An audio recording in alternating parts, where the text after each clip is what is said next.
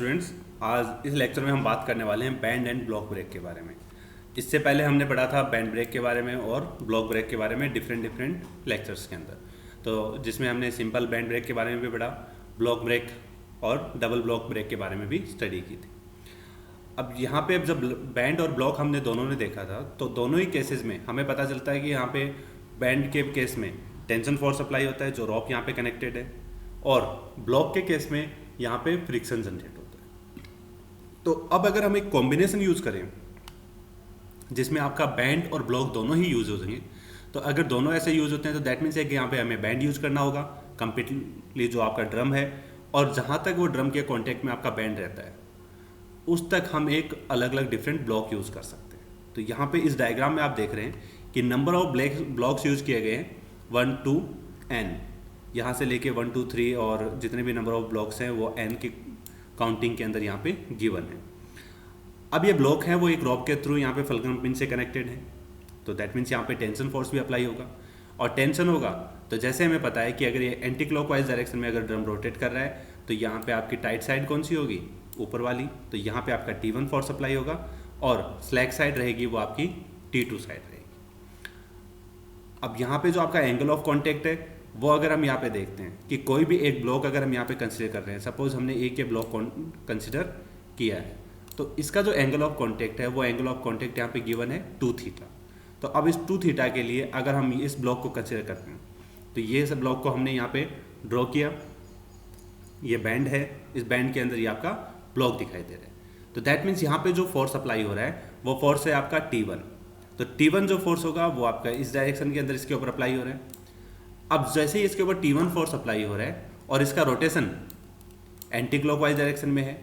तो anti clockwise direction में है तो दैट मीन्स इसका फ्रिक्शन आपका फोर्स जो है फ्रिक्शन फोर्स Ft वो किस डायरेक्शन में अप्लाई होगा, आपके लेफ्ट हैंड साइड की तरफ। तो यहाँ पे इसके ऊपर जो फ्रिक्शन फोर्स अप्लाई हो रहा है वो आपका μRn लेफ्ट हैंड साइड में।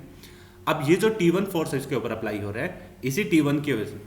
आपका ये ब्लॉक है, इस ब्लॉक का दूसरे ब्लॉक के साथ एक एंटी रिएक्शन, तो दैट मीन्स यहाँ पे जो T1 अप्लाई हो रहा था वो ये वाला T1 है, उसे हमने इस डायरेक्शन के अंदर रिप्रेजेंट किया है। अब ये जो सेकंड ब्लॉक है, इस सेकंड ब्लॉक के और इसके बीच में भी टेंशन है, और ये जो टेंशन है तो दैट मीन्स उसकी वजह से इसके ऊपर जो फोर्स अप्लाई होगा वो होगा T1 डैश। तो ये T1 डैश है, उसको यहाँ पे रिप्रेजेंट किया गया है इस डायरेक्शन के ऊपर। अब जैसे हम देख रहे हैं कि ये ब्लॉक जो आपका बैंड है, ये बैंड बिल्कुल स्ट्रेट नहीं है, तो बैंड स्ट्रेट नहीं है तो दैट मीन्स यहाँ पे ये किसी न किसी एंगल के ऊपर आपका फोर्स अप्लाई हो रहा है। ये हमारी स्ट्रेट लाइन है, और इस स्ट्रेट लाइन से हम देख पा रहे हैं कि आपके दोनों ही फोर्सेज हैं वो नीचे की तरफ अप्लाई हो रहे हैं। अब ये फोर्स और एंगल कितना है तो वो हमें यहाँ पे पता है कि एंगल ऑफ कॉन्टेक्ट हमारा 2 थीटा था कंप्लीट, तो सेंटर से ये एंगल आपका थीटा रहेगा, तो यहाँ पे जो वैल्यू मिलेगी वो एंगल भी आपका थीटा, और यहाँ पे भी जो वैल्यू है वो एंगल भी आपका थीटा है। तो अब ये जो फोर्सेज हैं T1 एंड T1 डैश, तो इनके हमें हॉरिजॉन्टल और वर्टिकल कंपोनेंट लेने होंगे। हॉरिजॉन्टल कंपोनेंट अगर आप लेते हैं तो यहाँ पे आ जाएगा आपका T1 डैश cos थीटा। ऐसे ही आप T1 के लिए लेंगे तो ये हो जाएगा T1 cos theta. As it is अगर आप इसका वर्टिकल कंपोनेंट लेते हैं तो वर्टिकल कंपोनेंट डाउनवर्ड डायरेक्शन में, तो डाउनवर्ड डायरेक्शन में जो वर्टिकल कंपोनेंट आ जाएगा इसका तो वो रहेगा आपका T1 dash sine theta.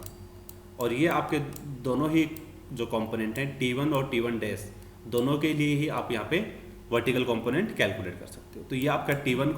T1 dash के लिए और ये आपका T1 डैश के लिए vertical component, horizontal and vertical. As it is T1 के लिए भी आपके horizontal T1 cos theta and vertical T1 sin theta. अब हमारे पास टोटल फोर्सेज आ गए, horizontal forces T1 cos theta and T1 cos theta and μRn, vertical component T1 dash sine theta, T1 sin theta and Rn। अब अगर हम यहाँ पे कैलकुलेट करना है मोमेंट, तो मोमेंट हम कैलकुलेट करते हैं तो वहाँ पे हॉरिजॉन्टल फोर्सेज को यहाँ पे हम रिजॉल्व करेंगे। तो हॉरिजॉन्टल फोर्सेज को अगर हम इक्विलिब्रियम कंडीशन के लिए रिजॉल्व करते हैं तो हॉरिजॉन्टल फोर्सेज में आपके T1 डैश और किसके इक्विवेलेंट होगा, T1 dash cos theta will be equals to T1 cos theta plus μRn, because ये दोनों सेम डायरेक्शन में और ये आपकी ऑपोजिट डायरेक्शन में। As it is T1 dash sine theta plus T1 sine theta, दोनों सेम डायरेक्शन में, equals Rn। तो हम यहाँ पे लिख सकते हैं resolving the forces radially T1 plus T1 dash sin theta will be equals to Rn, and resolving the forces tangentially T1 plus T1 dash cos theta equals mu R N. तो यहाँ पे हमने देखा कि आपके दोनों ही फोर्सेज हैं, यहाँ पे माइनस है क्योंकि T1 और T1 डैश है दोनों ऑपोजिट डायरेक्शन में, तो ये होगा T1 minus T1 dash cos theta equals mu R N. Equation को अगर हम डिवाइड करते हैं तो हमें वैल्यू मिलेगी T1 minus T1 dash cos theta upon T1 minus T1 dash sine theta equals mu R N upon R N. R N यहाँ से कैंसिल आउट हो जाएगा, ये म्यू बचेगा। Sine theta upon cos theta इस side में tan theta हो जाएगा, तो ये वैल्यू आ जाएगी T1 minus T1 dash equals mu theta mu tan theta T1 plus T1 dash. अब अगर हम इसको म्यू टेन थीटा को T1 और T1 डैश से मल्टीप्लाई कर देंगे तो उसके बाद हम इनको सॉल्व कर सकते हैं। सिंपली हमें T1 अपॉन T1 डैश की वैल्यू मिल जाएगी जो रहेगी 1 plus mu theta upon 1 minus mu theta. अब ऐसा हम यहाँ पे कैलकुलेट कर रहे हैं, ये सिंपली हमने एक ब्लॉक के लिए जो ब्लॉक नंबर 1 है उसके लिए कैलकुलेट किया था। अगर हम नंबर ऑफ ब्लॉक्स के लिए इसको कैलकुलेट करें तो डिफरेंट जितने भी फोर्सेज होंगे उन डिफरेंट फोर्सेज को अगर हम यहाँ पे कंसीडर करते हैं तो उनके लिए हो जाएगा हमारे नेक्स्ट ब्लॉक के लिए T1 dash upon T2 dash, उससे नेक्स्ट के लिए T2 dash upon T3 dash, और सभी का टेंशन रेशियो है वो रहेगा 1 plus mu theta upon 1 minus mu tan theta. तो दैट मीन्स ये वैल्यूज हमारी सभी ब्लॉक्स के लिए टेंशन रेशियो के लिए इक्विवेलेंट होंगी।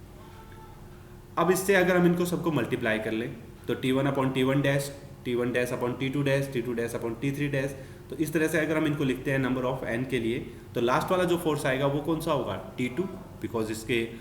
राइट साइड में T1 अप्लाई हो रहा है और स्लैक साइड में T2 फोर्स अप्लाई हो रहा है। तो ये टोटल वैल्यूज अगर हम देखेंगे तो सारे ये फोर्सेज हैं वो यहाँ पे कैंसिल आउट हो जाएंगे और ये वैल्यू जो बचेगी वो बचेगी आपकी यहाँ पे T1 अपॉन T2 की। तो T1 अपॉन T2 की वैल्यू हो जाएगी, सभी को अगर हम मल्टीप्लाई कर देंगे तो ये number of n 1 plus mu tan theta upon 1 minus mu tan theta की पावर n यहाँ पे हमें मिल जाएगी।